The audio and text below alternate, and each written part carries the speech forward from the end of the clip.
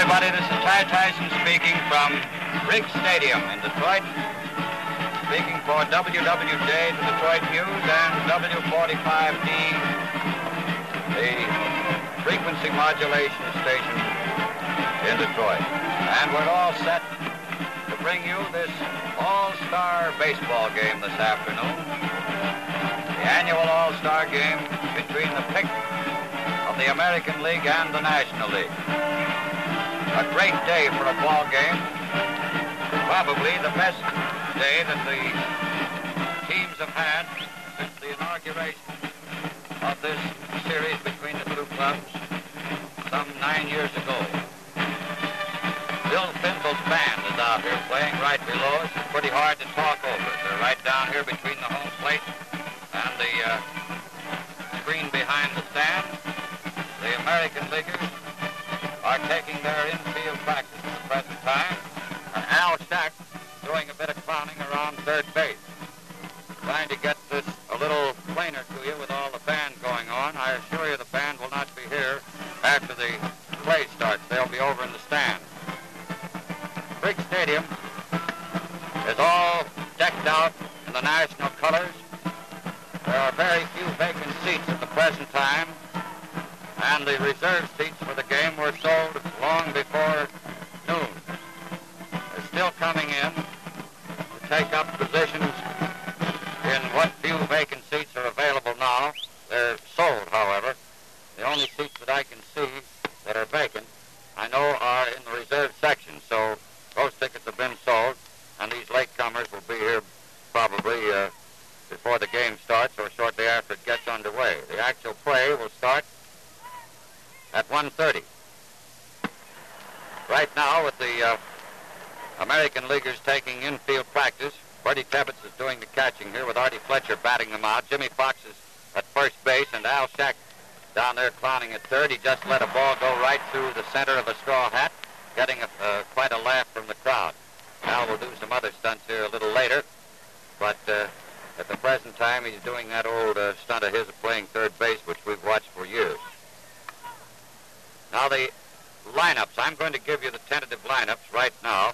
We'll check later on, but I know that a lot of you like to get these written down when you have plenty of time and long before the game gets started. And I think it'll be the official starting lineup. I got the American Leaguers from Del Baker, who was managing this club, and Bill McKechnie, managing the National Leaguers, gave it to me. And, of course, there may be a change before the game actually starts, but I doubt it very much. Inasmuch as this is played in an American League park, the American Leaguers are the home club, and the Nationals will go to bat first. And here's their batting order. Stan Hack, H-A-C-K, third base. He's from the Chicago Cubs. Terry Moore, M-O-O-R-E, the St. Louis Cardinals, left field. Pete Reeser, R-E-I-S-E-R, Reeser, of the Brooklyn Dodgers, center field. Johnny Mize, M-I-Z-E, St. Louis Cards, first base. Bill Nicholson, N-I-C-H-O-L-S-O-N, of the Chicago Cubs, right field. Marky Vaughn, V-A-U-G-H-A-N, of the Pittsburgh Pirates, shortstop. Linus Fry, F-R-E-Y, Cincinnati Reds, second base. Mickey Owen, O-W-E-N, the Brooklyn Dodgers, catcher. And Whitlow Wyatt, W-Y-A-T-T, of the Brooklyn Dodgers, pitcher. Now, let's see. That gives two of the Chicago Cubs,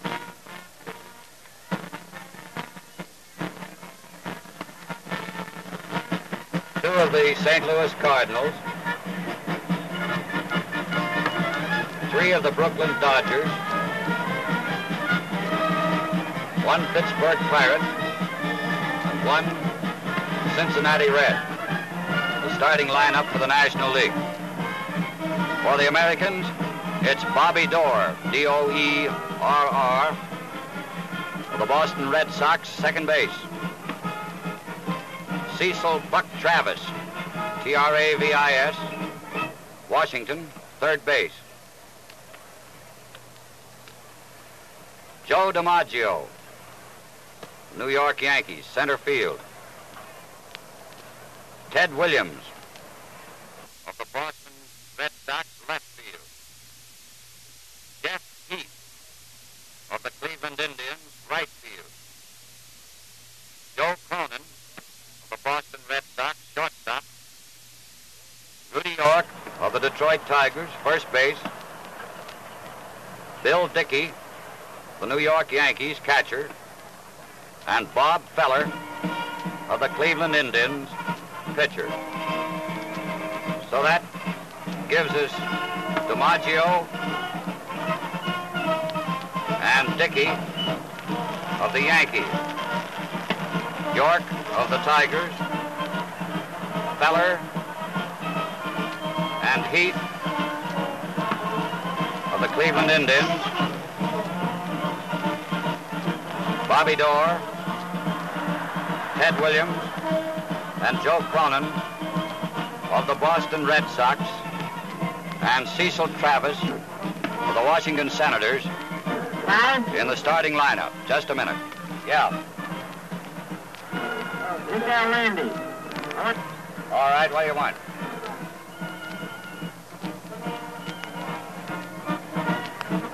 Al Schacht has now gone out on the pitcher's mound.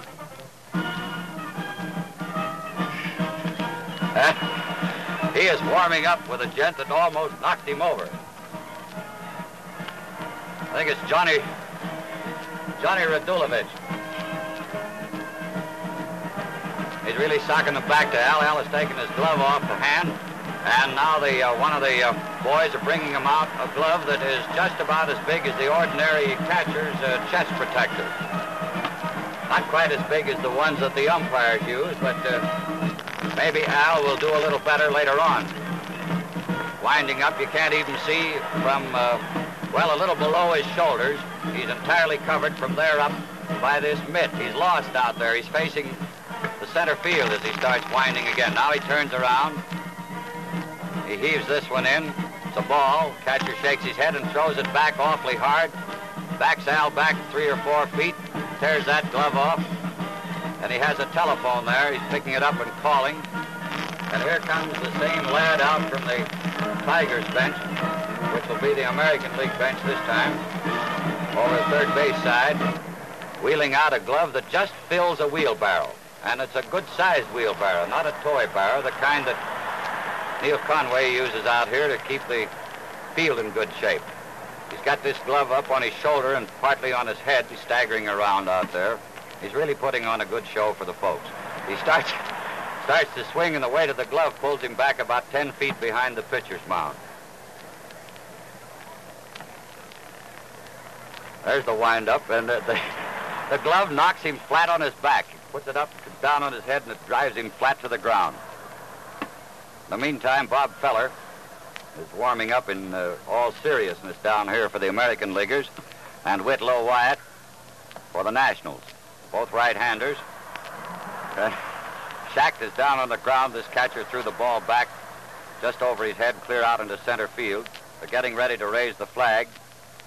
And the band is all set here to play the national anthem. The umpires have just come out. And here's the way the umpiring will be handled during the first 4.5 innings. Bill Summers of the American League. We're getting the lineup over the PA system. And I'll give you the umpires before this starts. Bill Summers of the American League at behind the plate. Hugh Jorda, the National League at first. Bill Grieve of the American League at second, and Babe Pinelli of the National League at third. And incidentally, Babe Pinelli played third base here in Detroit 1920, so he's starting this all-star game as umpiring at the same spot. I will check up on this official batting order. We're all right so far. Pack, third base. Moore, left field. Reeser, center field. Mize, first base. Nicholson, right field. Vaughn, shortstop. Fry, second base. Owen, catcher. And Wyatt, pitcher. Now that National League lineup, which I gave you a while ago, is correct. Here comes the American League batting order. Dorr, second base. Travis, third base. Joe DiMaggio, center field. Williams, left field.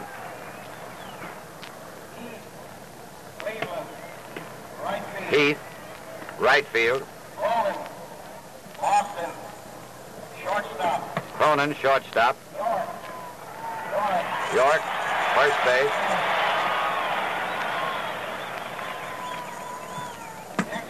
Dickey, New York, catcher. Feller, Cleveland, pitcher. The umpires are coming out. And it won't be long until this all-star game is actually on the way. In the 8 previous games, 10 home runs were made in these all-star contests, 5 by each league, so they're all even as far as that's concerned. Only Frankie Frisch of the Cardinals and Lou Gehrig of the Yankees produced more than one. Frisch hit for the circuit in the inaugural game in 1933 and repeated in 1934. Gehrig made a home run in 1936 and another in 37. Now, others that may get a home run today are Joe DiMaggio, who hit one in 1939, Jimmy Fox, when playing with the Athletics, hit one in 1935, Joe Medwick, who was representing the Dodgers this time while with the Cardinals, hit one in 1934. The umpires, the managers, and the coaches have come out to the plate, getting all set. And as I say, it will not be long until here we go. In 1933, the American League won 4-2. In 34, American League repeated again 9-7. And again in 35, they won 4-1. Everybody up, national anthem.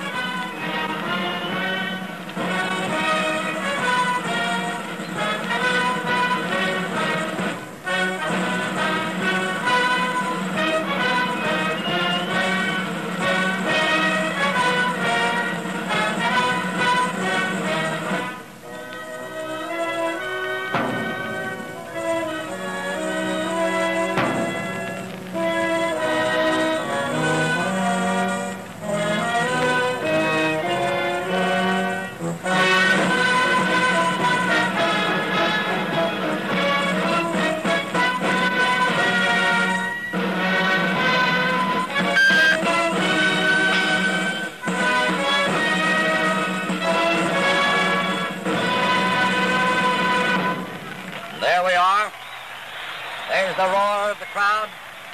The band gets away from here. And it won't be long, continuing with this record of the All-Star Games. After the Americans had won again 8-3 in 1937 for 5 straight victories, the Nationals have won the last 3, or have won 2. In 1938, Nationals won 4-1. In 39, the Americans won 3-1. And in 40, the Nationals won 4-1. The Nationals also won in 36. Pardon, that was an error there. 4-3 in 1936. So the American League has the edge of 5-3 so far. Umpire Bill Summers, the plate umpire, first half of this game is yelling, "Come on, boys, get the field clear to photographers and paraphernalia. Bring the lads out. It's just about 1:30. And Commissioner Landis, Presidents Harridge and Frick of the 2 leagues want to get this thing started right on time. A lot of old ball players here today in this crowd of over 50,000.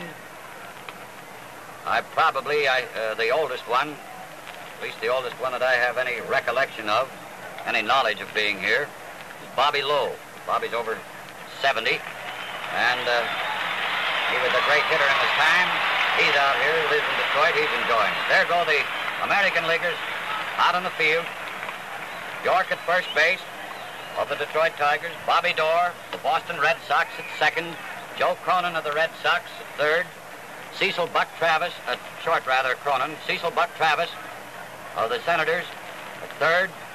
Ted Williams of the Boston Red Sox in left field. Joe DiMaggio of the Yankees in center field. And Jeff Heath of the Cleveland Indians in right field. And out there pouring in the ball to Bill Dickey behind the plate is Bob Feller, Cleveland Indians ace right-hander with 16 victories as against 4 defeats. Now, the rules of the game, the All-Star game, is that a pitcher works 3 innings. He can't work any more than 3 unless he happens to be the third pitcher in the game, and the game goes into extra innings. Then he dare stay in as long as the manager so desires. Umpire-in-chief Bill Summers is yelling something to Neil Conway, groundkeeper, to be sure and get a couple of these photographers out of the way that are down beyond the American League dugout opposite third base. Stan Hack, left-handed batter, third baseman of the Chicago Cubs, is first man up in this ball game. The National Leaguers are wearing their road uniforms, so they're quite colorful, different ones. Feller's first pitch, a fastball on the inside corner around his knees for a called strike. The Cubs have a sort of a silky-looking uniform, light blue pants with a white stripe down the seam, same color shirt, sort of a jersey effect with dark blue sleeves, white shoulder pads, and a red stripe around the sleeve just above the elbow, and a blue cap, rather colorful. Feller just broke another fast one in there for the second called strike on Hack. Hack is hitting in the neighborhood of 310 for the season. The count is 2 strikes and nothing. Feller starts that wind-up. Here's the pitch, and it's a low breaking curve inside, close to the batter's feet for ball 1. 2 strikes, 1 ball. First man up in the All-Star game, Stan Hack of the Chicago Cubs, third baseman on the National League team. We have a strong breeze blowing from the outfield right into the plate. There's the wind-up for the next one, and Hack swings on a curved ball that dropped down in the dirt. Dickey digging that out of the dirt. Feller not relying on the fastball to blow by that time, but a beautiful curve. 1 out. Next we have Terry Moore of the St. Louis Cardinals, left fielder, and a right-hand batter, wearing the gray with the red trimmings. Steps in there, waves his bat at Feller, and swings on the first pitch, a high, fast one, getting the underside of the ball, fouling it back to the net. Strike 1 on Moore. 1 man out. First inning. 1 strike on Terry Moore. Feller draws his pitching hand across his shirt front, blows on the old meat hand, leans over, gets the sign, begins that wind-up. The arm is up. There's the kick, and the pitch is a curve outside, a little high. Ball 1 and strike 1. 1 ball, 1 strike, 1 away. Bases empty in the first inning. Leo DeRocher coaching at first base for the Nationals, barking in there. Terry telling him to pick out a good one and hit it. Feller starts his wind-up, and the pitch is in there, a fastball on the inside corner, belt high and plenty rapid. And the count is 2 strikes, 1 ball. 2-1 on Terry Moore. Feller pulls his cap down a little more firmly, kicks around at the pitcher's slab, leans over to get the sign from Dickey. Bill comes out of that crouch. The wind-up starts, and the pitch is a hit, a fly ball rather, in short center field. Shortstop Cronin backing up for it and takes it for the out. A little blooper in short center field, about 40 feet behind second base. Cronin, the shortstop, making the put out. So there's 2 away. And Pete Reeser, sensational hitting outfielder of the Brooklyn Dodgers, hitting .360 and a long ball hitter. This kid is a pip. I've seen him in spring training, and he really can hit. Left-handed batter. Feller goes to work. The base is empty. 2 out. First pitch. Fastball high outside. Ball 1. He works for DeRocher, and DeRocher hollered, "Hey," and he looked around. He says, "Make him get it over and then sock it." 1 ball to count. 2 men out. Base is empty. Dickey comes out of that crouch. Feller starts his windup, then begins all over again. There's the motion. The pitch is a fastball around the batter's knees for a called strike. The count is 1-1 on Reeser. Brooklyn Dodgers road uniforms are gray, blue stockings and blue caps, blue letters. The count is 1-1. Feller has the sign. There's the motion for the windup. They're playing Reeser straight ahead. Reeser bunts. Foul down the third baseline. And the count is 2 strikes and 1 ball. 2-1.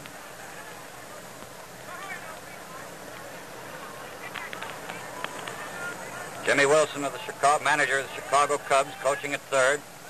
Leo DeRocher, manager of the Dodgers, coaching at first.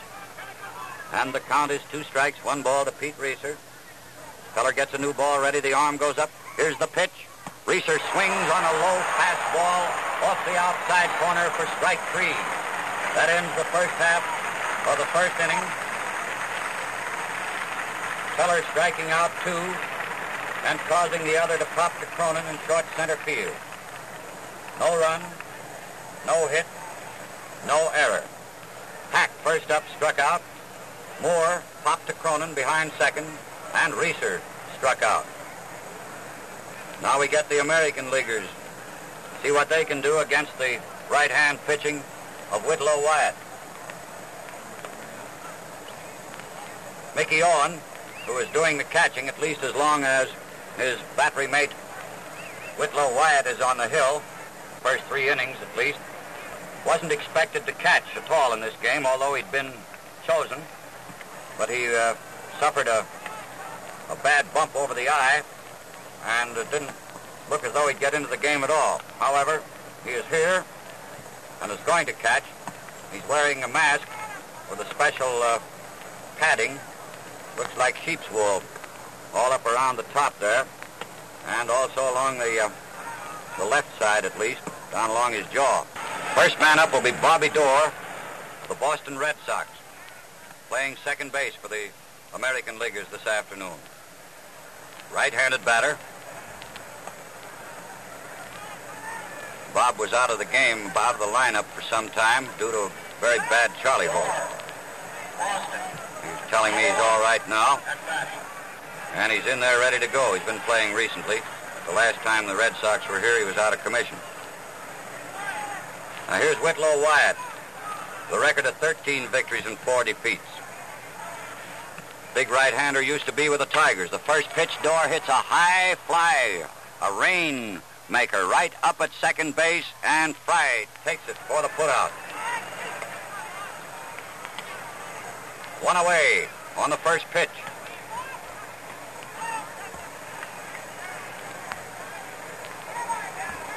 Next comes Cecil Travis, third baseman, Washington Senators, left-handed batter.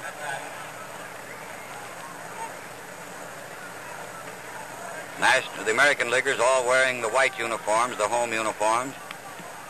Wyatt's arm goes up for the pitch. It's a curveball down in the dirt, ball 1.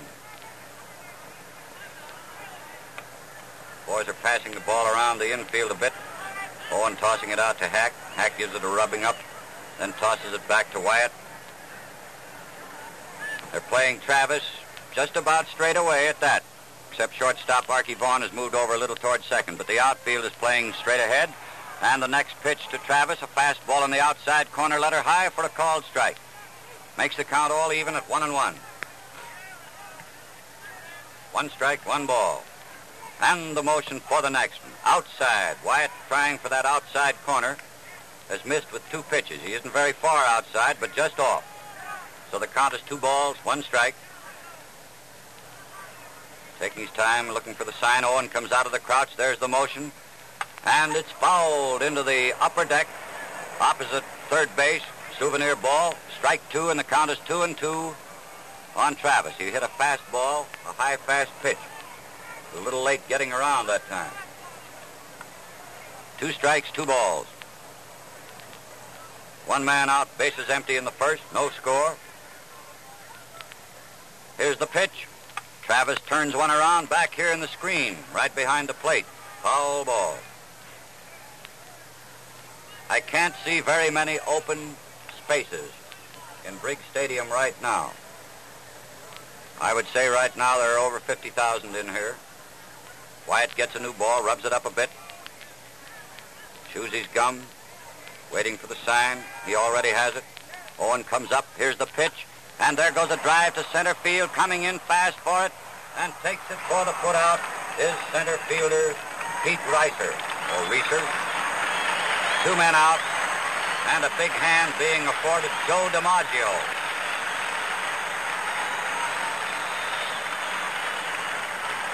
Joe comes up there, taps the plate with the handle of his bat. This game doesn't count on that consecutive record of hitting. He's already hit in 48 straight games.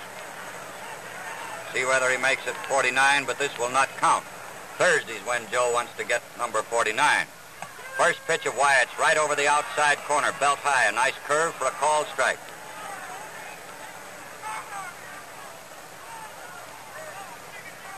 And they're playing Mr. DiMaggio plenty deep and shading him a little toward left field.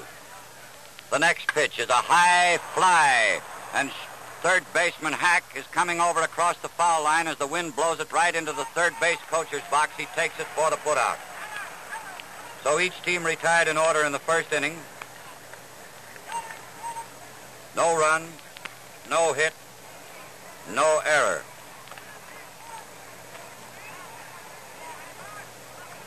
Dorr popped to second baseman Fry. Travis flied to Reeser in left center, and DiMaggio fouled out to third baseman Hack. Now we're ready to go into the second inning. We'll have Johnny Mize, Bill Nicholson, and Archie Vaughn. First 3 to face Bob Feller. Big Johnny standing there working with 3 bats. He's a powerful lad, hitting .348.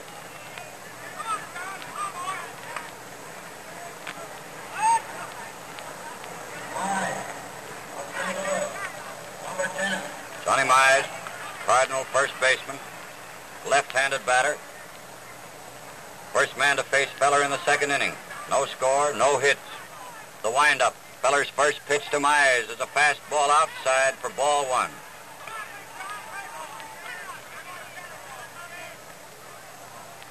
Bob steps around, gets a better footing out there on the hill. Field is in excellent playing condition. An ideal day, bright sun, little breeze. Next pitch, Mize hits a high fly to center field. DiMaggio, playing perfect position, fades a couple of steps and takes it for an easy out. 1 down, and Bill Nicholson of the Chicago Cubs. Left hand hitting right fielder. Moving up in the spot just vacated by Mize.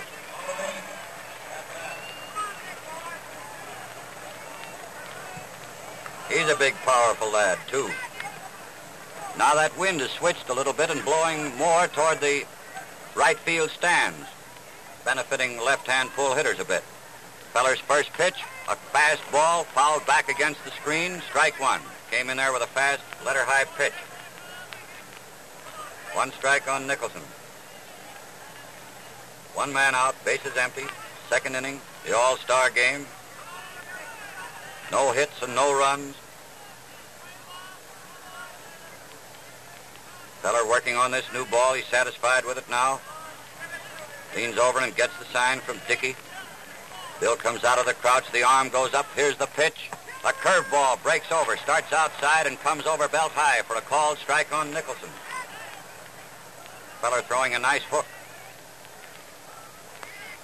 1 ball, 1 strike. Now Bob is crouching over. He's all set, straightens up. The arm goes up twice. There's the kick. The pitch is a fast one outside, a little high for ball 2. 2 balls, 1 strike.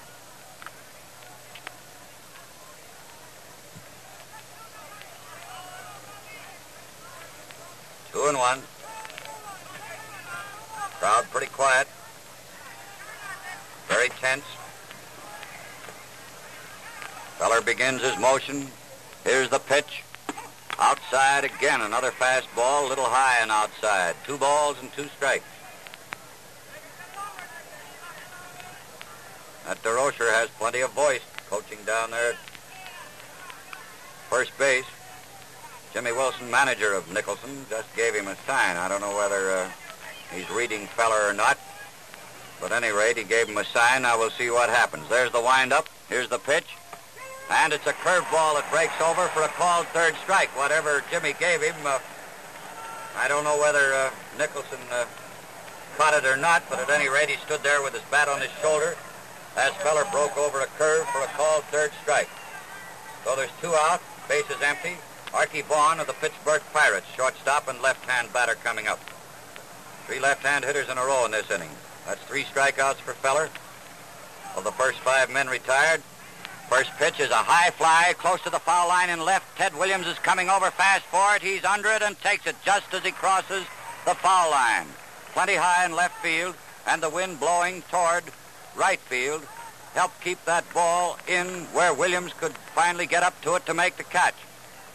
So that ends the second inning for the Nationals. No run, no hit, no error.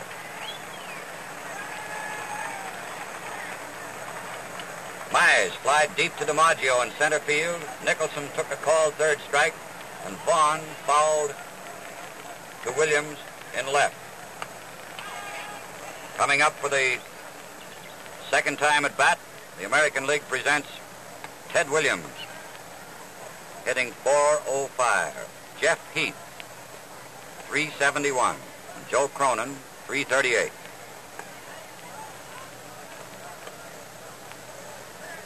Williams is the only lad who has hit a ball over the roof of the third deck in this ballpark.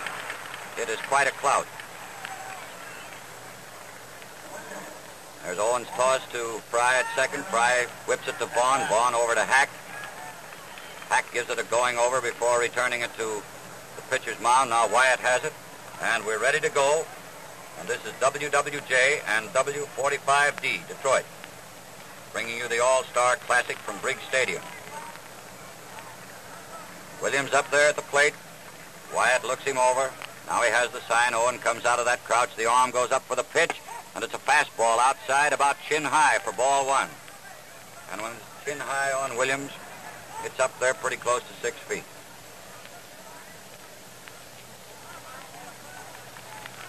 They're playing Teddy well around toward right field. The defense. Next pitch, a curve, breaks over the plate, but too low. Ball 2. 2 balls, no strikes.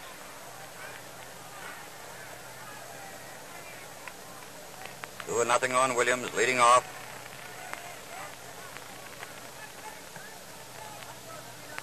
There's the windup, the pitch. Ball 3. Ted almost went for that one, a sinker that broke right down almost in the dirt. Owen had the back of his glove on the ground when he received that pitch. 3-0. Fastball through the middle, the automatic strike. Williams taking it. Never moved his bat off his shoulder. He looks down toward first base where Merv Shea is doing the coaching. Artie Fletcher coaching at third for the Americans. Count is 3-1. Wyatt winds. He pitches low for ball 4. The first man to get on base in this 9th All-Star clash, Ted Williams, getting there by the base on balls route. Jeff Heath, another left-handed batter, hits a long ball coming up there.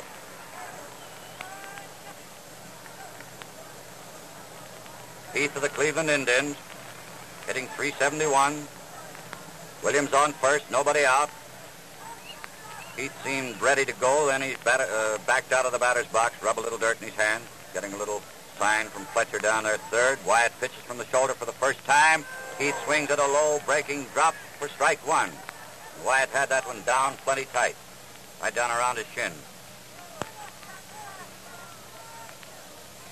One strike on Heath. Williams taking a little lead, not much. Mize is holding him on pretty closely. There's a ground ball to second base. It looks like a double play. It is a double play from Fry to Vaughn to Mize. Looked like a cinch tailor-made double play when that ball left Heath's bat. Not very hard hit ball, and down toward second, which gave Fry a chance to come into the ball while running in toward second base.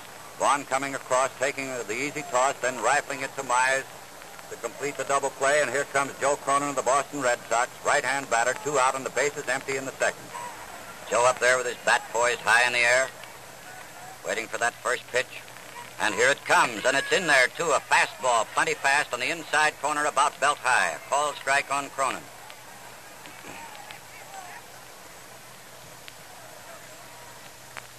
Wyatt starts his motion for the next pitch. And bends a curve over this time, fooling Mr. Cronin. Belt high curveball for strike 2 called. 2-0. 2 men out, bases empty in the second, no score and no hits. Only one man has reached base. That was Ted Williams, starting this inning on a base on balls.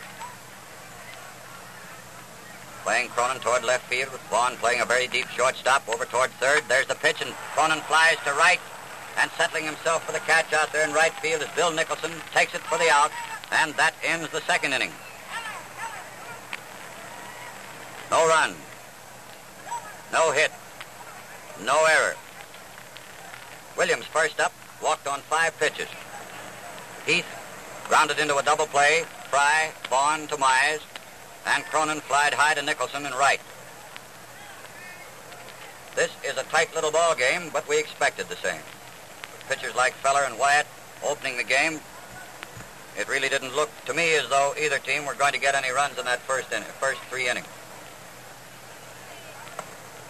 Here comes a couple of boys from the bullpen out under the stand, because this will be Feller's last round to go. That is a large gentleman trotting in there, Paul. Big Paul. And when he carries a windbreaker just on half of his body, he looks much larger, doesn't he? Yeah, he looked pretty large against the Tigers in the last game. Last fall. So here we go. It's Linus Fry, first up for the National Leaguers. Cincinnati Reds, second baseman. Left-handed batter. Fry, Owen, and Wyatt, unless they use a pinch hitter for Wyatt. Don't think they will, because Witt may pitch the third against the American Leaguers. Feller starts his windup, and the first pitch is way outside, ball 1.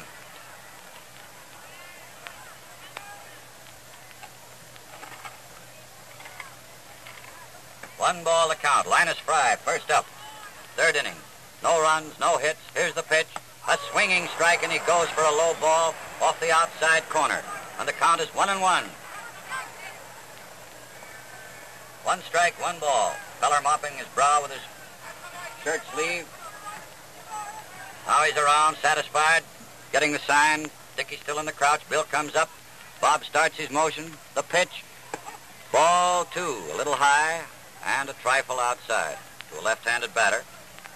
Feller throwing him off this near corner to me. 2 balls, 1 strike.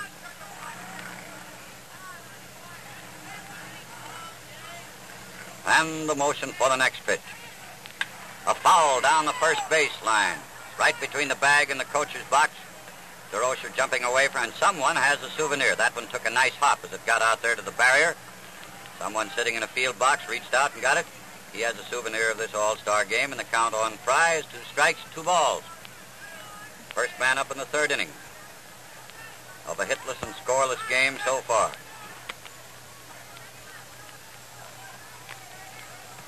Feller steps around out there on the mound, smoothing the dirt a little bit where he comes down after delivering the pitch to get a better footing. Now he's in the hole ready to go. His arm goes up and down and up again. Here's the pitch. Fry lines A single to right field for the first hit of the ball game. Line drive, about 10 feet high, as it went through the infield, midway between first and second base.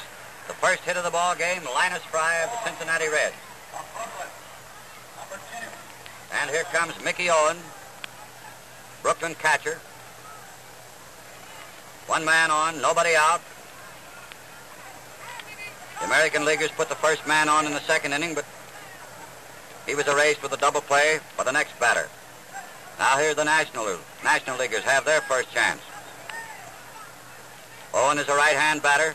Dickey comes up out of that crouch calling for the pitch. Feller pitching for the first time without a full wind-up. Lays the first one over, let her high for a called strike. One strike on Owen. Fry edges off first a bit. York is standing right on the bag. There he's caught between first and second. Throw to York and then to Cronin. And he's out.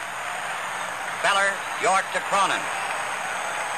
Fry made his break too soon before Feller delivered the pitch and was an easy out.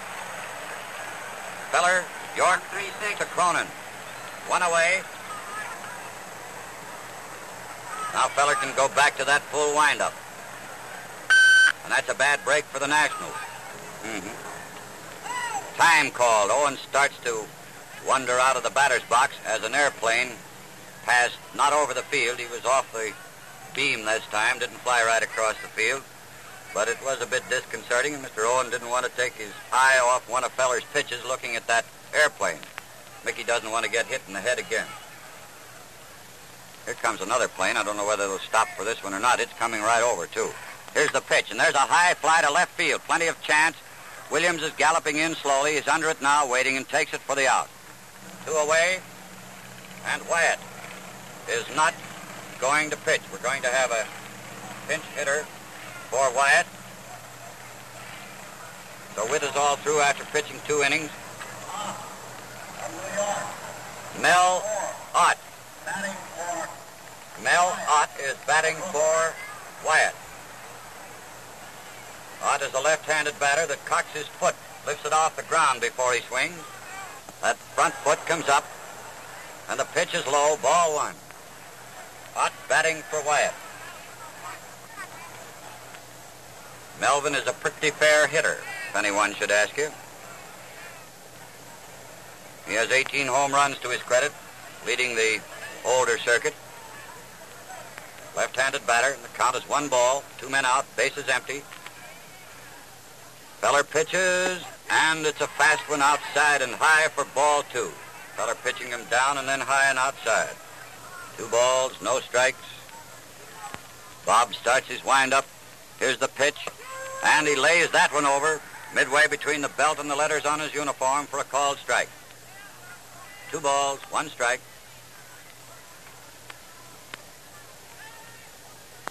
Lots of chatter out there in that American League club, talking it up to Feller. Bob Pierre's in there for the sign. Dickey's out of the crouch. The arm goes up, and the pitch is fouled. Back in the netting behind the plate for strike 2, making the count all even at 2-2. 2 strikes, 2 balls. 2 men out, bases empty, no score in this ball game.